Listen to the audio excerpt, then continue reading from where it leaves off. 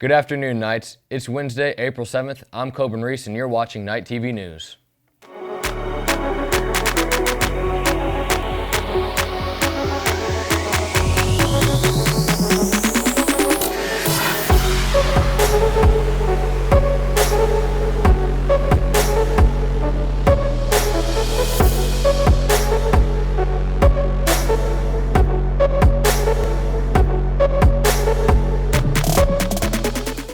One of the biggest basketball tournaments came to conclusion 2 days ago. 68 teams entered the tournament and only one came out victorious. Layla AJ takes a look at the student and staff who've been enjoying March Madness for years.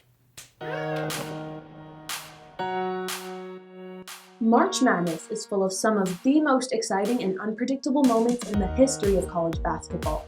It's each team's dream to make it all the way to compete in the Final Four. My favorite part is that there can be upsets, you never know what's going to happen, even as we saw this time of 15 beat it 2, so it's really unpredictable. Growing up, it's just been something fun to do with my family. We always make brackets and just kind of compete against each other. After Selection Sunday, many people put together brackets of how they think the games will play out. It's nearly impossible to create the perfect bracket, but that hasn't stopped students at our school from giving it a shot.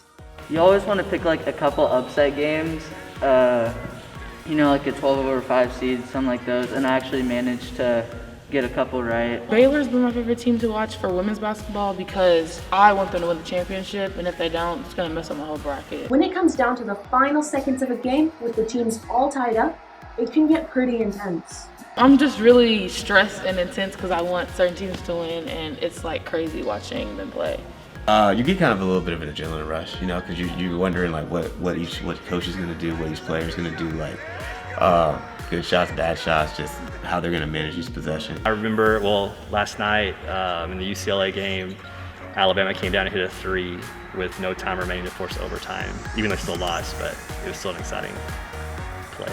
Our coaches have grown up watching their favorite college players go from playing in the NCAA tournament to becoming NBA stars.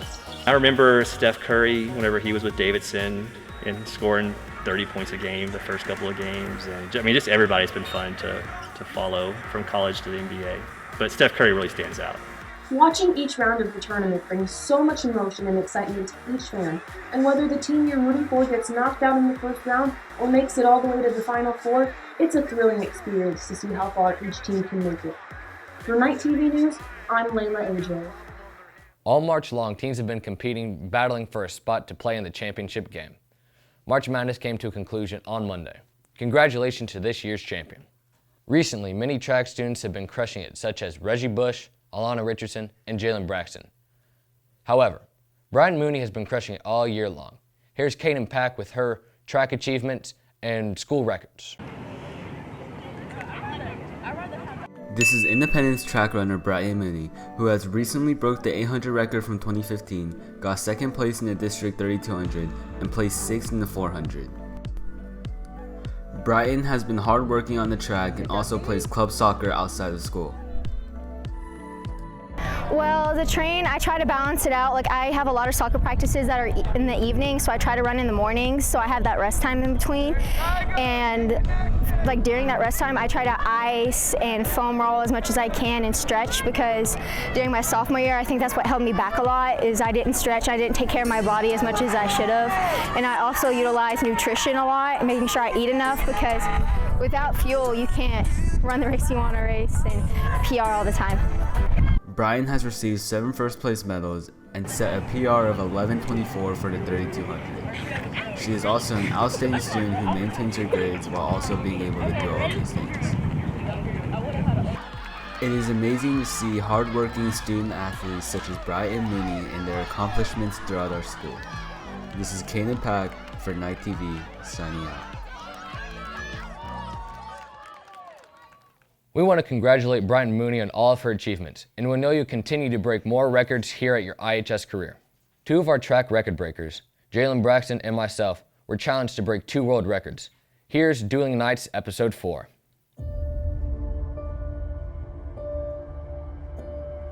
For Jalen, we're going to attempt to compete the farthest catch while blindfolded.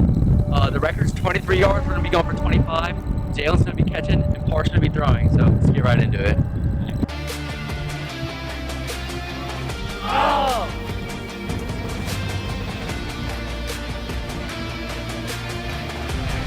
Alright guys, record's 23 yards. Park's currently 25 yards away from us. We're gonna see if Jalen can catch it. Bro, I'm scared. I'm gonna hit him in the head.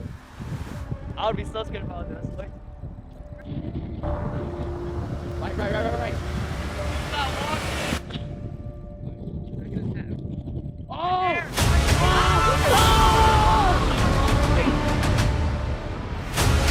Oh my, second try! We broke the world record. 25 yards, that's complete. Bro, that was 2 tries. Coburn Reese, and I'm a freshman. I broke the pole vaulting record, got 10-6. I'm gonna have to pace myself, and I think I'm gonna dribble really high so that way I don't have to dribble as much. Just, kind of run instead of dribble more. Perfect.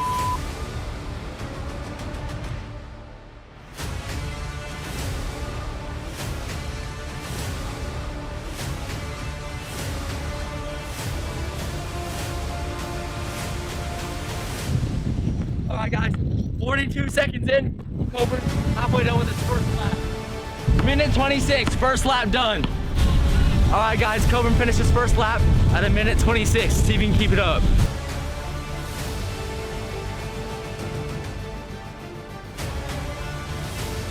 Coburn halfway done with the second lap. He is 2 minutes and 20 seconds in. He's on a good pace to beat it.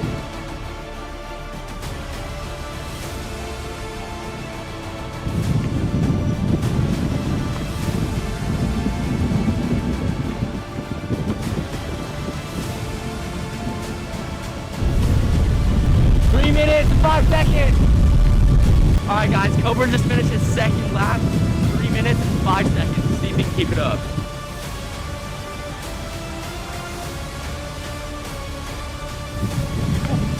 Go! You're on pace. Go! 4 minutes. 2.5 laps in. Stop slowing down.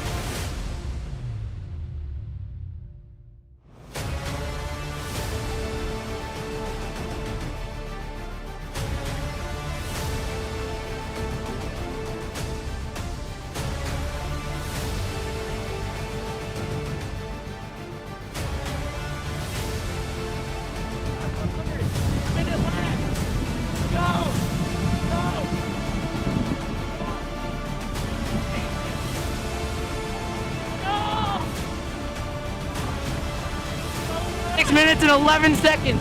Coburn has beaten the world record for running a mile and dribbling a basketball at the same time. I got you, big dog. Let's go. Coburn Reese, new Guinness World Record holder.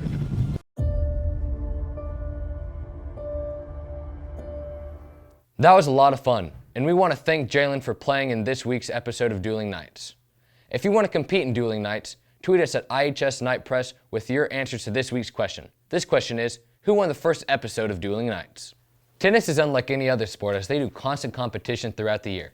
Here's reporter Philip Slees to see what they do before each match. The tennis district tournament is only 2 weeks away, and the players feel like they are ready for the event. During tennis practice, the team plays doubles against each other to perfect different skills.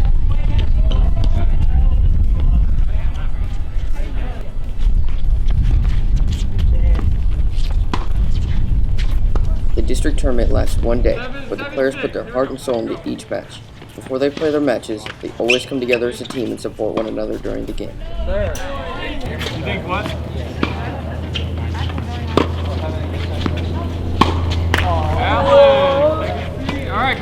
The players' competitiveness and teamwork allows them to become a great team.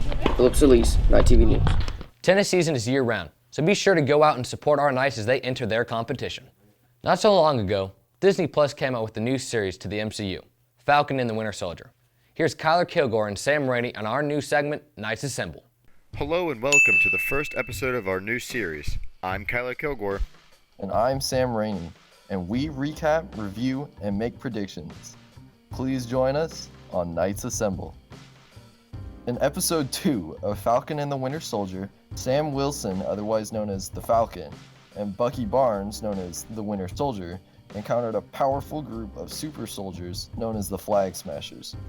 Desperate for a way to beat them, they decided to visit their arch nemesis Baron Zemo in a German prison before the episode ends. In this episode, Bucky ends up breaking their nemesis Zemo out from prison, and they decide to visit an island of outlaws and criminals for clues. There they pretend to be mobsters and assassins until their cover is blown, and their old friend Sharon Carter saves them, and they visit a scientist who gave the Flag Smashers their superpowers, saying that the powers were stolen from his lab, and that the guy who hired him is trying to find him. And then Zemo escapes and they're caught by bad guys until Zemo surprises everyone by returning and saving Bucky and Sam, alluding to maybe a future double cross from Zemo. I feel like in the first episode, pace was really an issue. It was really slow, and I feel like the audience wasn't really rewarded for sticking with the show for the whole 50 minutes. And in the second episode, that wasn't that much of a problem, but this episode, those 50 minutes really flew by. Yeah, it was really nice just to sit there for those 50 minutes, and I was just entertained the entire time. It didn't feel like it went on for too long, or some of the scenes were like too fast. It was perfect. And in my opinion, I feel like the character interactions with like Zemo, like both Falcon and the Winter Soldier are both against Zemo, but they're like, well, we kind of need him. So even though we hate to bring him along with us, we need him and we'll play his game. So I think that's a very interesting aspect, that they need the one person that they hate. Yeah, I feel like they really took the quote, an enemy of my enemy is my friend. I feel like they really took that quote to heart. Yeah. So I believe Sam and Bucky will eventually like team up with the Flag Smashers to beat the GRC. And I only think this because Sam and Bucky, they will eventually have to agree on one common enemy instead of fighting with each other all the time. And the Flag Smashers seem to want to create all these super soldiers to fight someone or something. And they might just want to take revenge on the GRC because they want to, take over take back the world and make it everything before the blip. Yeah, I think that a theme that they've really stuck with through the show is Sam and Bucky disagreeing but finding a common enemy, and I think it just all makes sense. The big reveal will be the Flag Smashers were actually the good guys, and this kind of government GRC group was actually the bad guys, and Sam and Bucky are going to end up finding that common enemy with the Flag Smashers in the GRC. So at the end of WandaVision, everybody thought that it was going to eventually reveal to us that the Marvel universe and the X-Men universe were going to combine, because in the past year, Marvel ended up buying, who was it? I think it was Fox. Yeah, that sounds right. Who owned X-Men, right? Who owned the X-Men. Right. And that never ended up happening. They actually ended up trolling us with one of the actors who played an X-Man, with Evan Peters. Mm-hmm. But in this, they actually end up confirming it pretty much with one of the characters, Smiling Tiger. They have the Falcon pretend to be the Smiling Tiger when he goes into the party. Mm-hmm. And this Smiling Tiger character was actually a villain in a lot of the X-Men comics.